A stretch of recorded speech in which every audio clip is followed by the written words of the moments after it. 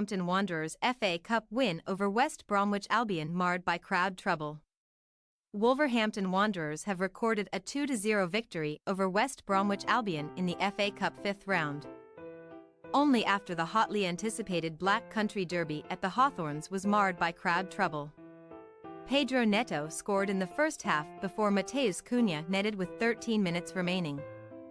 But tensions boiled over in one corner of the ground, it being claimed on the live television broadcast that a number of Wolves fans had celebrated the second goal while in the home section of the stadium.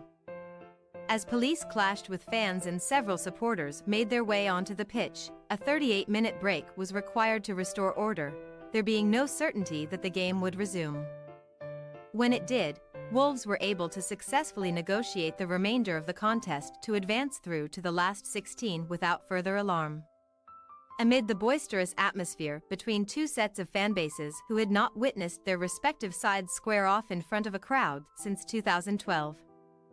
Goalmouth activity was few and far between during the early stages.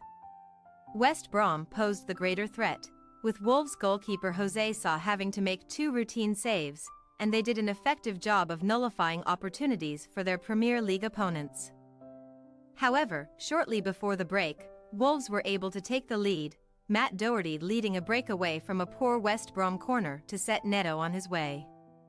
The Portuguese stormed down the right before drifting inside, being knocked out of his stride by an Albion defender, but he impressively kept his balance to send a low shot into the bottom corner from 20 yards out. Like in the first half, West Brom were the dominant team when play got back underway, Wolves having to withstand a barrage of pressure that sometimes was a result of their own poor decision-making. As the game entered the final quarter, Wolves had warmed back into the contest, Jean-Rickner Bellegarde sending their only other shot of note in the game marginally wide of the far post from the edge of the area. Moments later, West Brom should have perhaps equalized, a flowing move concluding with Brandon Thomas-Asante blazing a shot from 14 yards high into the stand. John Swift then sent a much better executed effort marginally over from 20 yards. And it proved costly as Wolves added a second through Cunha. A long ball over the top caught out the Baggies' defense and having held off the attention of a defender and kept his composure, the Brazilian slotted the ball through Josh Griffiths' legs and inside the near post from an acute angle. That goal sparked extremely unsavory scenes in the stands, a number of Wolves fans seemingly celebrating in the away end and being aggressively removed by supporters of West Brom with stewards and police struggling to restore order.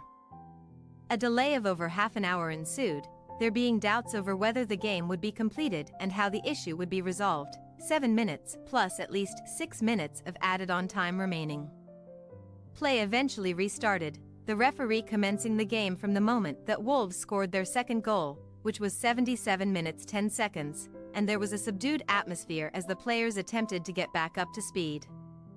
West Brom got back into their stride with Wolves prepared to sit deep and play on the break, and Sa had to be alert to keep out a low effort from Swift. Down the other end, Griffiths pulled off an outstanding save to deny Cunha a match-clinching third.